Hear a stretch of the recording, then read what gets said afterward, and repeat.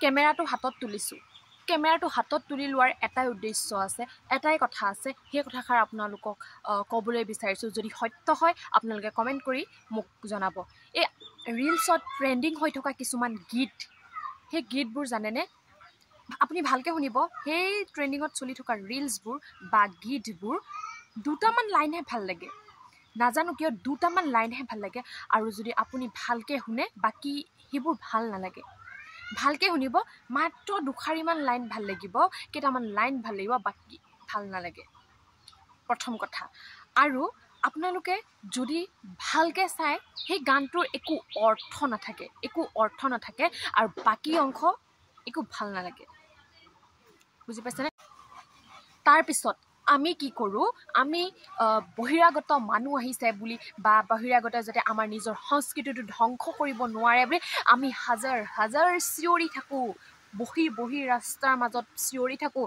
বহিৰাগত যাতে আহি আমাৰ নিজৰ সংস্কৃতি, আমাৰ নিজৰ মানে কিবা যিবোৰ ৰীতি নিয়ম বা কিবা কিবি সেইবোৰ যাতে আহি আমাৰ ধ্বংস কৰিব নোৱাৰে বুলি আমি কি কৰি থাকোঁ, আমি চিঞৰি থাকোঁ ৰাস্তাৰ ওচৰত বহি।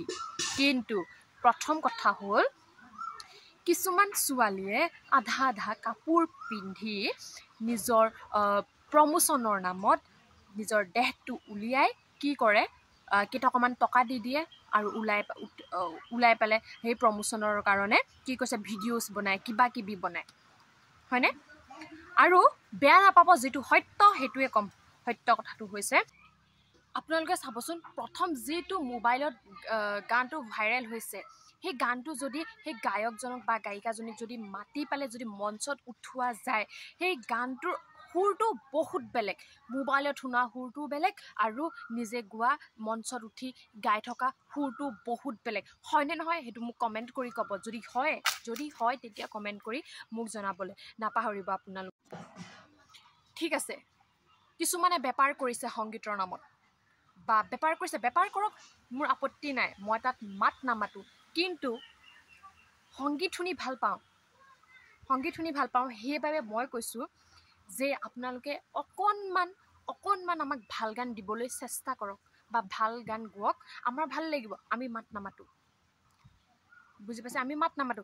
কেইটামান ভাল গান দিয়ক, এই মঞ্চত উঠি এই ট্ৰেকত মুখখন উটটো মিলাই যাতে গান নাগায়, ভালকৈ গোৱক, এটাই গোৱক, ভালকৈ গোৱক, অৰ্থ থকাকৈ গোৱক, যাতে ভাল লাগে, পিছলৈকেও যাতে চলে গানবোৰ, তেনেকুৱা গোৱক।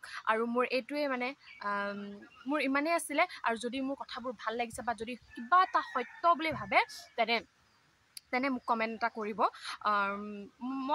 মই ভাবি পেলাই আপোনালোকৰ কথাবোৰ কৈছোঁ। কাৰণ মানে কথাটো হয়, যিবোৰ গীত মোবাইলত গোৱা হয় বা মোবাইলত আমি শুনো, সেইবোৰ গীত যদি একেখিনি গীতে যদি মঞ্চত শুনা যায়, সম্পূৰ্ণ বেলেগ। আৰু ট্ৰেকত গান গাই যে উটটো মিলাই কেলে তেনেকৈ কৰে? সম্পূৰ্ণকৈ গওক, লাগিলে এটাই গওক, ভালকৈ গওক, যাতে সকলো মানুহে ভাল পায়। কিছুমানে মোক বেয়া পাব পাৰে, কিন্তু মোৰ আপত্তি নাই। মই যিটো সত্য বা মোৰ যি মনত আছে সেইটোহে ক'লোঁ। কিছুমানৰ ভাল লাগিব পাৰে, কিছুমানৰ বেয়া লাগিব পাৰে, গম পাইছেনে? মোৰ নিজৰ মনৰ কথাখিনিয়ে কৈছোঁ, যাতে কোনেও ইয়াত বেয়া পাবলগীয়া বা বেয়া কমেণ্ট নকৰে বুলি মই আশা কৰিছোঁ। যিখিনি মই বাৰে পৰি কৈছোঁ, মোৰ মনৰ কথাখিনিয়ে কৈছোঁ, মোৰ মনত যি ভাৱ আহিছে সেইখিনিয়ে কৈছোঁ। প্লিজ আপোনালোকে কথাটো ভাবি চাব অকণমান। এনেই আহি পেলাই ঘপককৈ কমেণ্ট এটা নকৰিব, গম পাইছে?